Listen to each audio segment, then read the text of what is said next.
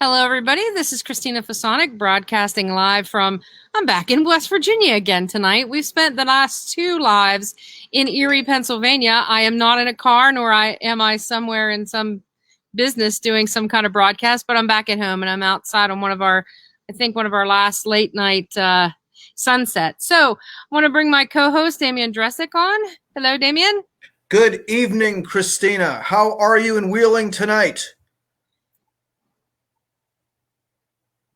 I'm well. How are you? I am fine, thank you. I am back inside, shackled to my desk where I expect to remain until November 23rd. Wow, at least you get out November 23rd. I got to plow on through till December 11th. So I'm waiting for turkey.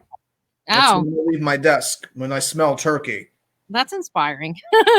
So we have a new reader tonight, and would you like to introduce her before we bring her on?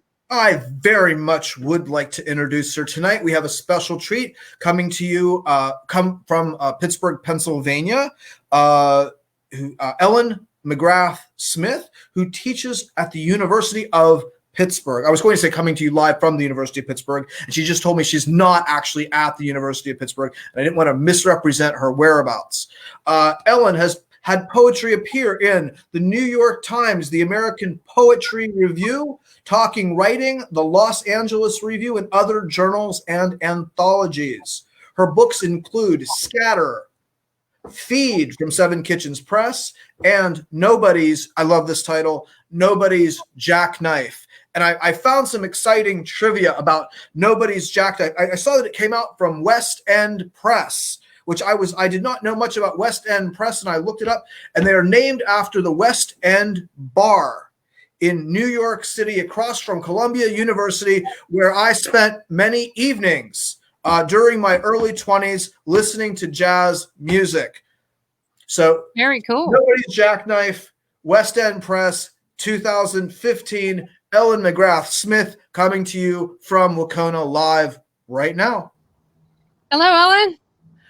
Hi, Christina. Hi, Damian. Thanks for the introduction. Sadly, in 2019, John Crawford, who founded and ran the West End Press for 40 years, passed away.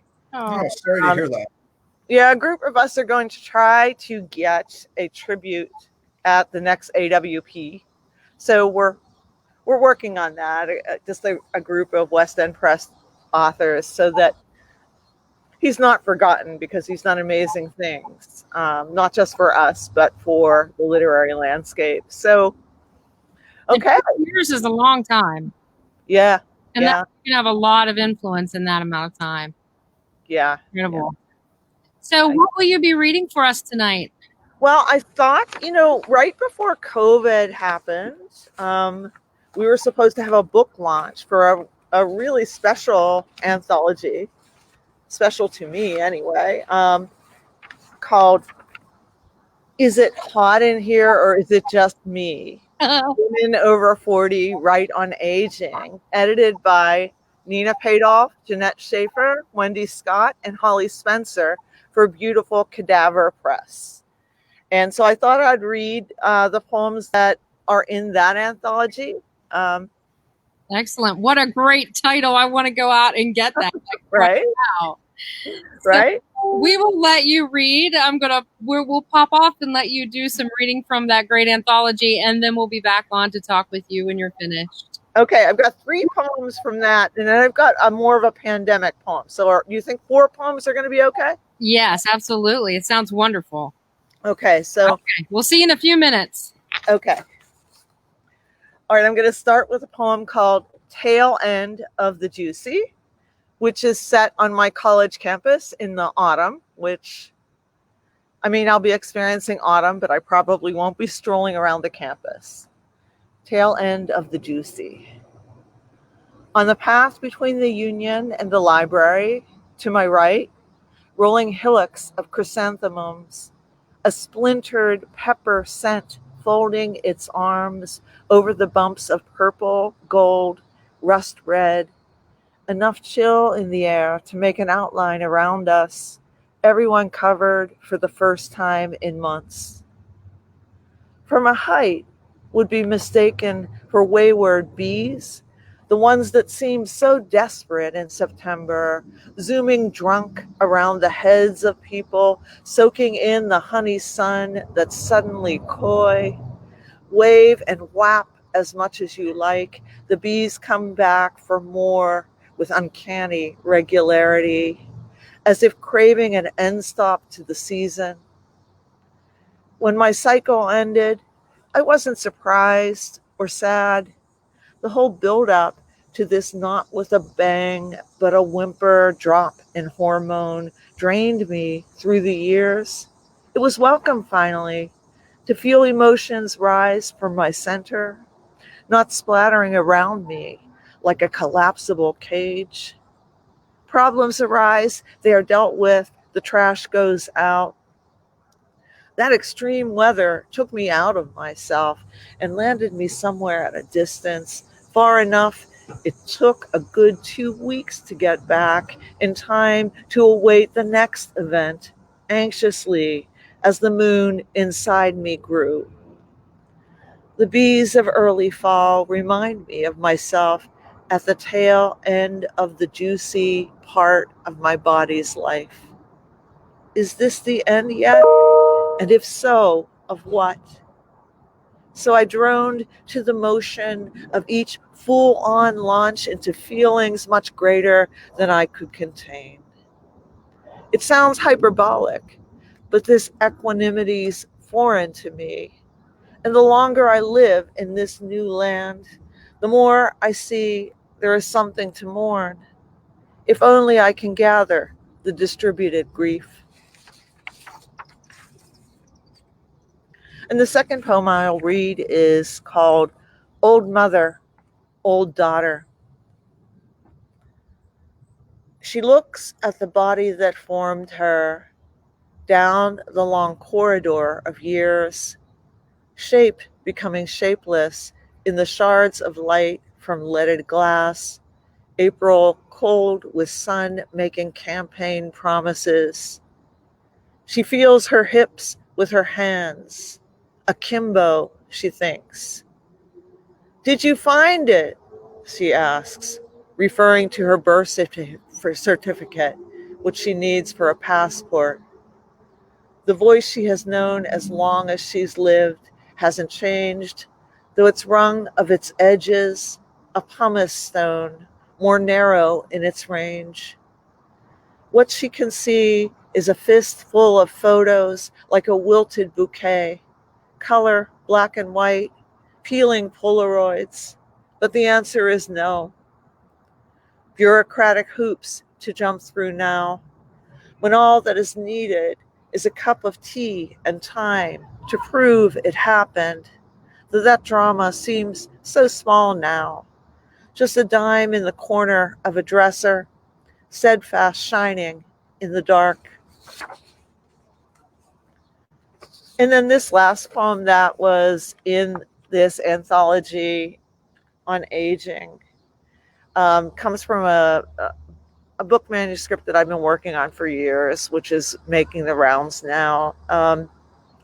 It's called Shaken, a Recycle, and in it the poems play with the first lines of Shakespeare's sonnets.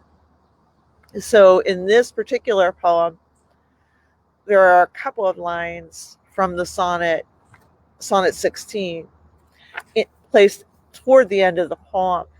But what I'm talking about and what the poem is titled is this concept called Ephibophobia, which is fear of the young. And I learned about it when I was teaching a book by the wonderful poet Dorothy Baracey to one of my classes at Pitt. Dorothy Baracey did go to Pitt and do some graduate work there.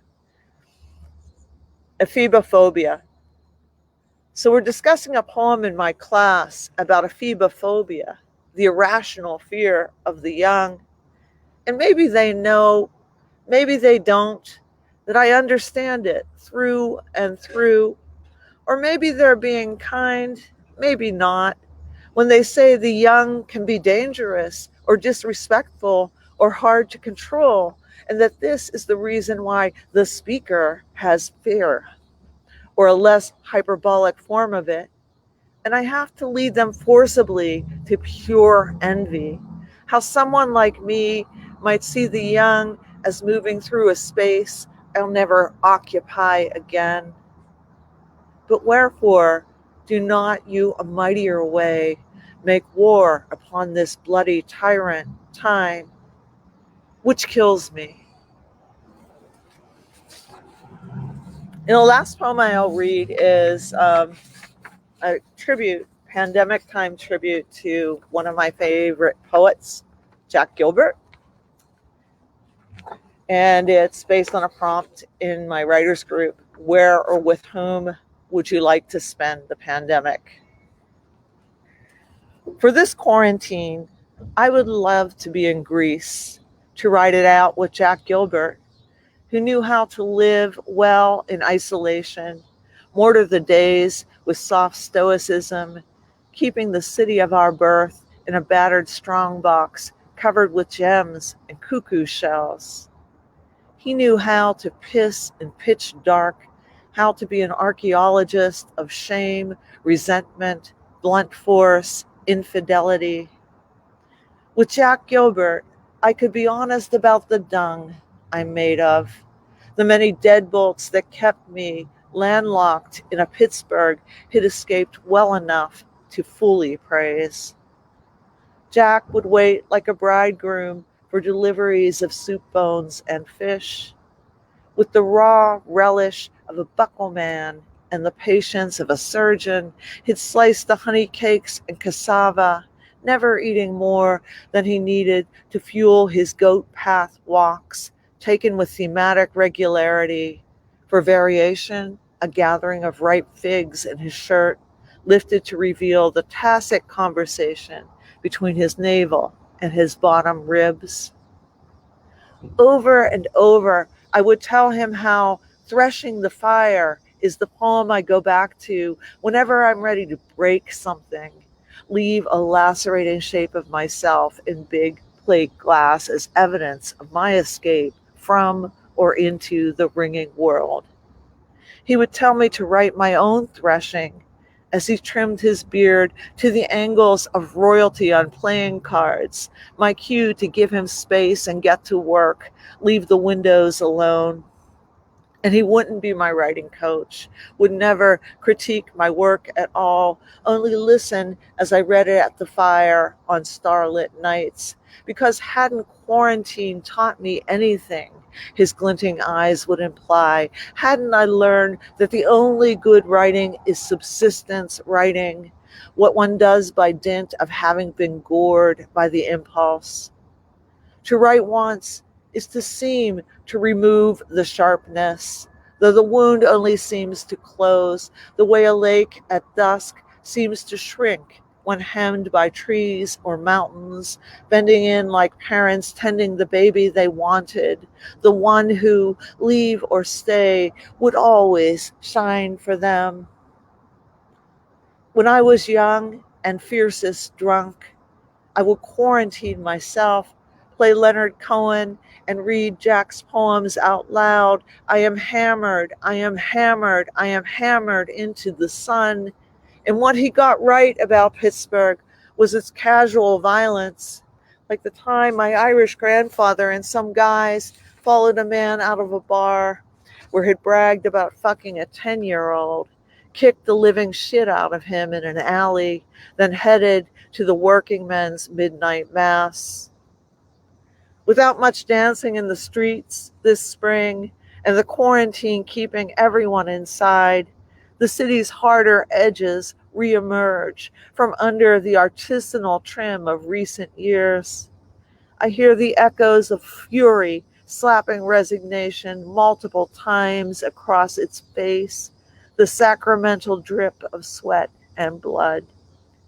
Being quarantined in this is like a time machine back to the city we knew, the cracking knuckles of freight trains pushing through.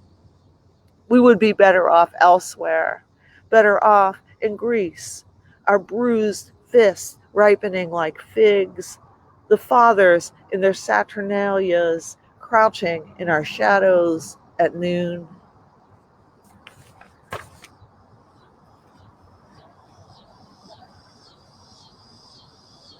Ellen, that was amazing. Thank you. Thank you. Absolutely fantastic. Like, I don't even know where to start. The images were so great, and that sensual detail all the way from the beginning with this juicy time of life to the end with this big fist and this, just everything was wonderful. Thank you. Oh, you're so nice. Thank you. No, it's strange. That was one of the. I really liked that. It was the longer you read, the more I wanted to hear. Like, I could have listened to that continue on and on for like an hour. Like, it just built power as you read. And I so love all the imagery is, the fistful of photos, the bees in the late fall, and I love that the escape well enough to fully praise. It reminds me of a lot of people I know. Right. Yeah. Thank you so much. Awesome. I am very hopeful for that a wonderful press will pick up this book you are presently shopping if any of the other poems are half as good as that one. That was very lovely work. Thank you. Thank you for sharing it with us. My pleasure. My pleasure. You get bonus points for Leonard Cohen. I think you should get bonus points for Greece from you. Well, I was going to say Greece because it made me, I want to go to Greece so badly. Like, I want to be there like right this very minute, but here I am. Right. I want to be in Santorini, and I want to swim, and I want to be in this beautiful, West Virginia's very beautiful, but it's just not the same. Yeah. So thank you so much. And you can tell by, the response that we've been getting that everybody really enjoyed your reading, and we appreciate that so much. Thank you. And people can study poetry with you at the University of Pittsburgh, can they not? Yeah. I teach writing there. I also teach in the summertime with the Mad Women in the Attic, and we just had I had 2 great workshops with some folks, a couple of West Virginia folks. The thing is that we're remote now, so literally any women across the globe can take a Mad Women class as long as they've got good internet. That's really cool. I did not know that, but that's really great to hear. I thought it was advertised earlier this week, and I'm like all pumped because I want to take a workshop. So that's exciting. We've had at least 2 or 3 of our readers have come out of at least at some point, come out and have all been wonderful. It's such a great program. Yeah. It's a wonderful workshop to teach too, because it's not teaching really. I mean, there are so many really strong and supportive critical voices in that group. It just blows me away every year. That's awesome. And we need more and more of that, especially right now. We need our community. We need our people. We do. Definitely. And it's just super great that you've been doing this. I've had the chance to sit in on a couple of them. I saw Leslie's and Barbara's, and it's great to just have, a nice little break. And then you had Sue Powers on last week. How did I miss that? Oh, you can watch it now. Yeah, recorded. She's on our page still. So if you go to our Facebook, she was absolutely amazing. Like, we were hanging on to every word as she played. She will be at the Writers Conference of Northern Appalachia too. She's going to play at lunchtime for us, so that when we're taking a break from our writing workshops, we can just listen to Sue sing. So she's been at it for years. She went to New York for a while, but she's back. And so is that going to be a virtual conference? Yes, it is. It's on September 12th. Oh yeah. And it's live, so some of it you can register on our website, the Writers Conference of Northern Appalachia. Okay. Go ahead. I'm sorry, Dave. Say one thing that's really important about it is free to attend. So not only can people of all geographic regions, or anybody who's interested in Northern Appalachian literature from anywhere attend it, even if you have no way to get there, but you don't need to have any money to go to it. Yes. We need to put something on this year for people. I can tell my students about it, right? We love it if you tell your students about it. I'm requiring my students to attend. There you go. There you go. I'm teaching a capstone course for our majors, and I think here we can see they can actually attend.